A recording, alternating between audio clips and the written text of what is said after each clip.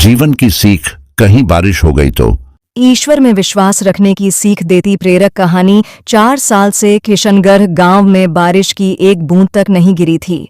सभी बड़े परेशान थे। हरिया भी अपने बीवी बच्चों के साथ जैसे तैसे समय काट रहा था।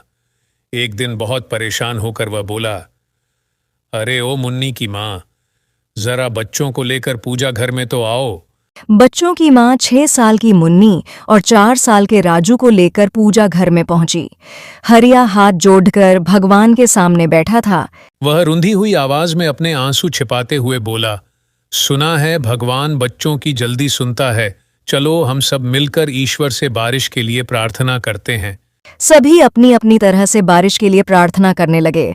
मुन्नी मन ही मन बोली, भगवान जी, मेरे बाबा बहुत परेशान हैं। आप तो सब कुछ कर सकते हैं, हमारे गांव में भी बारिश कर दीजिए ना। पूजा करने के कुछ देर बाद हरिया उठा और घर से बाहर निकलने लगा। आप कहाँ जा रहे हैं बाबा? मुन्नी बोली। बस ऐसे ही खेत तक जा रहा हूं बेटा, हरिया बाहर निकलते हुए बोला। अरे रुको रुको, अपने साथ ये छाता तो लेते जाओ। मुन्नी दौड़ कर गई और खूंटी पर टंगा छाता ले आई। छाता देखकर हरिया बोला, अरे इसका क्या काम, अब तो शाम होने को है, धूप तो जा चुकी है। मुन्नी मासूमियत से बोली, अरे बाबा, अभी थोड़ी देर पहले ही तो हमने प्रार्थना की है, कहीं बारिश हो गई तो। मुन्नी का जवाब सुन हरिया स्तंभ रह गया। कभी वो आसमान की तरफ देखता तो कभी अपनी बिटिया के भोले चेहरे की तरफ। उसी क्षण उसने महसूस किया कि कोई आवाज उससे कह रही हो, प्रार्थना करना अच्छा है, लेकिन उससे भी जरूरी है इस बात में यकीन रखना कि तुम्हारी प्रार्थना सुनी जाएगी और फिर उसी के मुताबिक काम करना। हरिया ने फौरन अपनी बेटी को गोद में उठा लिया, उसके माथे को चूमा और छाता अपने हाथ में घुमाते हुए आगे बढ़ गया। दोस्तों, हम सभी प्रार्थना करते हैं, पर हम सभी अपनी प्रेयर्स में फर्मली बिलीव नहीं करते, और ऐसे में हमारी प्रार्थना बस शब्द बनकर रह जाती है, वास्तविकता में नहीं बदलती। सभी धर्मों में विश्वास की शक्ति का उल्लेख है।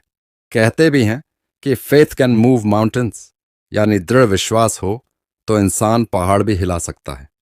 एंड इनफैक्ट दशरथ मांझी के रूप में हमारे सामने इसका एक प्रत्यक्ष प्रमाण भी है। इसलिए अपनी पूजा को सही मायने में सफल होते देखना चाहते हैं तो ईश्वर में विश्वास रखें और ऐसे एक्ट करें मानो आपको प्रार्थना सुनी ही जाने वाली हो। और जब आप लगातार ऐसा करेंगे तो भगवान आपकी जरूर सुनेगा। आपको हमारी कहानी पसंद आई है तो सब्सक्राइब और लाइक कमेंट करें। हम आप लोगों को आगे और अच्छी कहानी सुनाते रहे। अपने दोस्तों और फैमिली के साथ जरूर शेयर करें। इसलिए हमें आप लोगों की सहायता चाहिए। हमारी कहानी देखने के लिए धन्यवाद हो हमारी YouTube परिवार का।